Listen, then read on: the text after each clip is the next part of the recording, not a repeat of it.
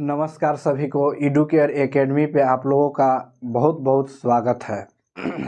आज Educare academy 0.2 channel के माध्यम से 2023 में क्लास 10th में बोर्ड एग्ज़ाम में जो भी बच्चा शामिल होंगे उनके लिए हिंदी का प्रीवियस ईयर का 2021 का क्वेश्चन पेपर कराया जा रहा है। तो आइए सबसे पहला क्वेश्चन देखते हैं कि पहला क्वेश्चन क्या है। निम्नलिखित में से शुद्ध शब्द कौन सा है? तो शुद्ध शब्द चुनना है। 4 ऑप्शन दिया रहता है। शिवी, हिंदू, मधुर, ये वर्तनी के अनुसार सौहार्द सही है। तो आप लोग कोशिश कीजिएगा कि मेरे वीडियो में 1-2 क्वेश्चन कट जा रहा है, तो हम कट जा रहा है जो क्वेश्चन को हम पढ़ देंगे थोड़ा टाइमिंग दे करके, तो आप लोग नोट कर लीजिएगा, ठीक है, टेंशन नहीं लीजिएगा।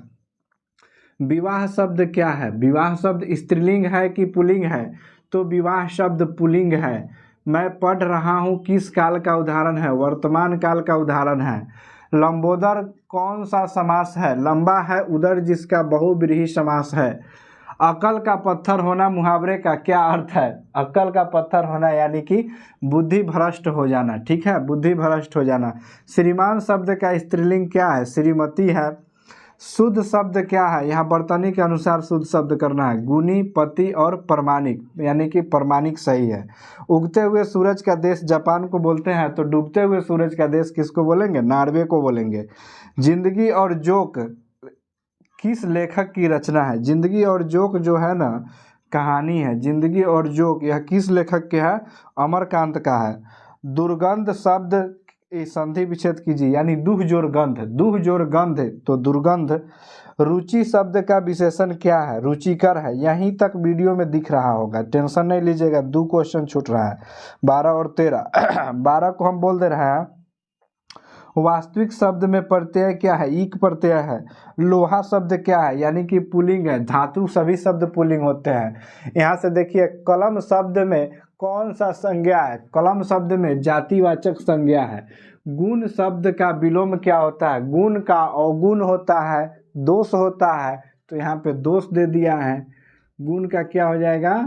दोष हो जाएगा। चलिए बताइए, प्रत्येक शब्द में कौन सा समास है? अव्यय समास है। प्रत्येक यानी कि एक एक करके, प्रत्येक प्रत्येक, यानी कि पहला पद अव्यय हो तो इसको अव्ययी भाव समास कहते हैं। नदी के द्वीप किस कवि की रचना है? नदी के द्वीप किस कवि की रचना है? सच्चिदानंद हीरानंद वात्स्यायन अज्ञेय की रचना है नदी की द्वीप। लेखक सुजाता का जन्म कब हुआ था? लेखक सुजाता का जन्म 1935 में हुआ था। मंगमा क्या बेचती है? मंगमा दही बेचती है। आम शब्द का पर्यायवाची क्या है? रसाल है। 21 नंबर में आमरण शब्द में उपसर्ग है, आ उपसर्ग है। मानव मुक्ति के पुरोधा कौन है? भीमराव अंबेडकर हैं। मानव मुक्ति के पुरोधा किनको कहा जाता है? मानव मुक्ति के पुरोधा कहने का मतलब है कि भीमराव अंबेडकर ने मानव के मुक्ति के लिए बहुत सारा काम किया है, इसलिए इनको मानव मुक्ति के पुरोधा कहा जाता है। किस गवर्नर जनरल के समय में 172 दारिश नामक सोने से भरा घड़ा मिला? वारेन हेस्टिंग्स के समय में मिला था। 172 गो दारिश नामक सोने के सिक्के से भरा हुआ घड़ा वारेन हेस्टिंग्स के समय में मिला था। यह भी क्वेश्चन कट जा रहा है, टेंशन नहीं लीजिए, हम पढ़ दे रहे हैं। गुरु नानक जो है सिख धर्म के गुरु हैं, गुरु नानक थे सिख धर्म के गुरु। तो वह पंजाबी भाषा में तो अपने कविता को लिखे ही लिखे, लेकिन पंजाबी के अलावा और किस भाषा में लिखे? तो जवाब दीजिएगा हिंदी भाषा में लिखे, ठीक है। गुरु नानक पंजाबी और हिंदी दोनों जानते थे। चलिए अब आते हैं गद्यांश से 5 प्रश्न, 5 into 2, यानी कि एक छोटा सा गद्यांश दे देगा और उस गद्यांश के माध्यम से 5 प्रश्न पूछा जाएगा। एक प्रश्न रहता है 2 नंबर का, तो कुल हो गया 10 नंबर। तो गद्यांश बनाने से पहले सबसे पहले सटीक विश्लेषण हम कर दे रहे हैं कि गद्यांश को हम लोग समझते कैसे हैं और गद्यांश को हम लोग बनाते कैसे हैं।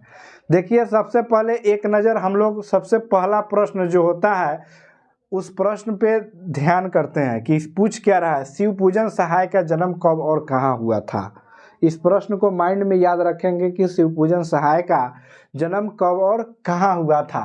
तो यहाँ से जब गद्यांश को पढ़ेंगे तो सबसे पहले हम लोग देखेंगे शिवपूजन सहाय का जन्म 9 अगस्त 1893 ईस्वी को। इधर से हम पढ़ दे रहे हैं भैया, आप लोग टेंशन नहीं लीजिएगा।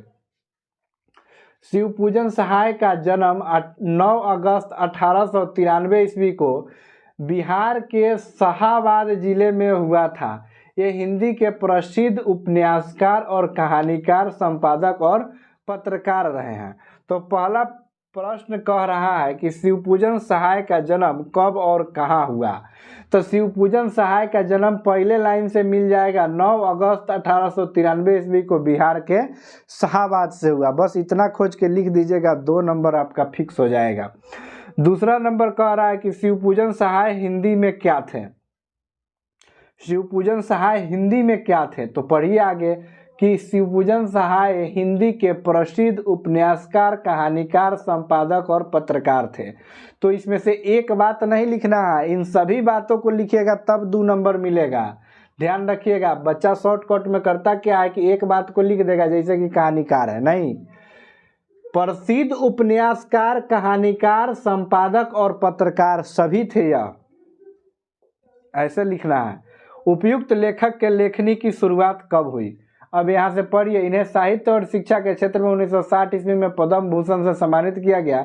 इनके लेखन की शुरुआत गुलाम भारत में हुआ है। तो यहाँ से क्या दीजिएगा उत्तर, इनके लेखन के शुरुआत गुलाम भारत में हुआ है, ठीक है।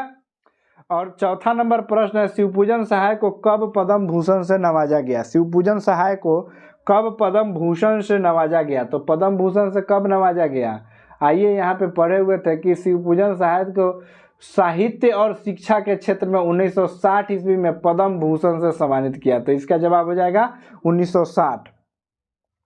पांचवा नंबर प्रश्न है, शिवपूजन सहाय को कहाँ से डी.लिट्स की उपाधि मिली थी। तो आइए यहाँ पे पढ़ लीजिए। अब इन्हें 1862 ईस्वी में भागलपुर विश्वविद्यालय के द्वारा डी.लिट्स की उपाधि से सम्मानित किया गया था। तो इसका जवाब हो जाएगा भागलपुर, ठीक है। तो इस प्रकार आप लोग इसको बनाएंगे। और यह वीडियो मेरा कैसा लगा आप लोगों को, अगर हमको आप लोग राय विचार देंगे कमेंट बॉक्स में, तो हम आप लोगों को इसके साथ जो ग्रामेटिकल पार्ट है, 50 ऑब्जेक्टिव का सवाल है दोस्त, इसमें घबराने की वाला बात नहीं है। अगर हम ग्रामर आपके साथ ट्रिक के साथ डिस्कशन करें, जैसे कि मान लीजिए कि स्त्रीलिंग पुल्लिंग क्या होता है, तो इसका ट्रिक होता है आकारांत, इकारांत, उकारांत और मुहावरा होता है, बहुत सारा मुहावरा डिस्कशन कराना होता है, लेटर होता है, ऐसे होता है, ऐसे के मतलब यह गद्यांश होता है। तो इन सभी चीज़ों को हम डिस्कशन करा देंगे तो 50 नंबर तो आपका इसी तरह बन जाएगा। तो आप लोग सिर्फ मेरे वीडियो में बताएंगे कमेंट के माध्यम से कि आप लोगों को कैसा लगा और ऐसा आना चाहिए वीडियो कि नहीं आना चाहिए, इस सब के बारे में सुझाव देंगे हमको, तो हम कोशिश करेंगे और अच्छा करने का, ठीक है। अगर अच्छा लगा होगा तो मेरे एडुकेयर एकेडमी को आप लोग लाइक, शेयर एंड सब्सक्राइब कीजिएगा। चलिए आप लोगों से लेते हैं विदा, बोलते हैं भारत माता की जय। जय हिंद, जय भारत।